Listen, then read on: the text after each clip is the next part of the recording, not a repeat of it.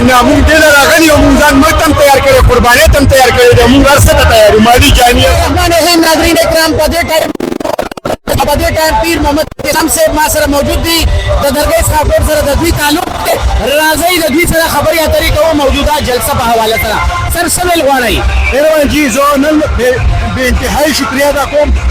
د خیبر پښتونخوا په څونه په خاصه بیان باندې خاصه باندې مین عوام دي نن په نقلو ته داس رن راوتی دي او نن د سهیل اپریل سیم چیف منسټر صاحب هغه جنن چې سیمه فائنل وته ویل کېږي نن د زلزلې او د فائنل په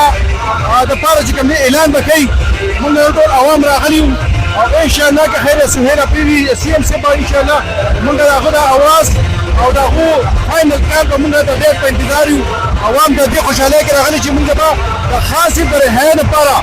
اخر چې کوم فائنل دی دا غیر به موږ اعلان وکړي شي او زه نن چې کوم د خبر پښتونخوا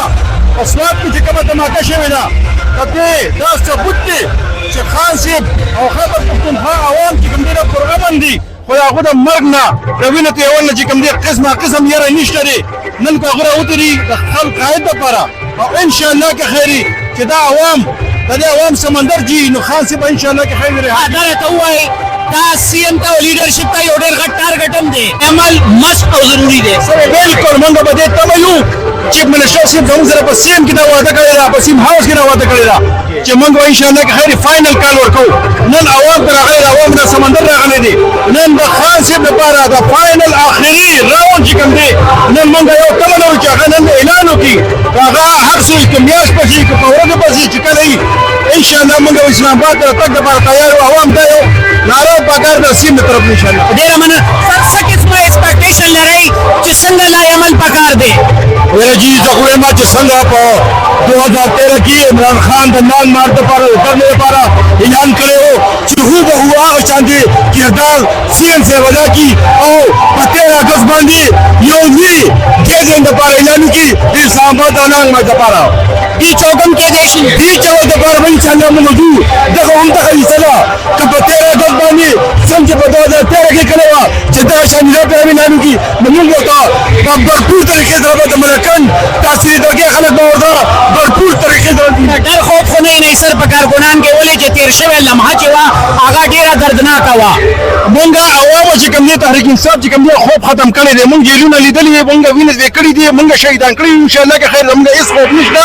او ان شاء الله کوم دي چې زموږ میشن دی ان شاء الله هغه میشن ان شاء الله که خیر موږ پوره کوو که خیر ان شاء الله ډیره مننه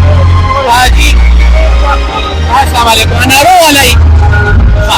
تاسو څه ویل غواړئ خوښه بسم الله الرحمن الرحیم مونږ چې کوم د جلسې په حواله کې کوم احتجاج دغه کړی کال راکړی دی موږ په پوسټ ځان تیار کړی دی او موږ کال ته په انتظار نشو ان شاء الله تعالی چې موږ خپل مشرانو وزیر اعلی صاحب ته هدایت راکړه موږ به پرپور ان شاء الله تعالی خو اسلام آباد خو لاهور او خو کراچي موږ پرپور ان شاء الله تعالی جدوجہد ته تیار تاسو لکه زما سیل پس لري کنه نو تاسو ته کور ولا یا دروي نه چې خطرناک ځای ته مزای نه موږ دې راغلي او موږ ځان مړ تم تیار کړی قرباني تم تیار کړی دی موږ هر څه ته تیار یو مالي جاني هر څه السلام علیکم زما دا یقین دی چې د اگست په 1 ستمبر په اول هفته کې دوی ملکان لګ اسلام آباد پی کې 24 زنانان عوام تیار دي او جنید خان د مصور خان په قیادت کې بالکل راځي تیار دي صرف اعلان ضرورت دی او دا اعلان مارچ نه غواړي جیل ته وکړو دې چوک لا دی اعلی جیل ته چې خبره یو طرف ته شي ډیره مننه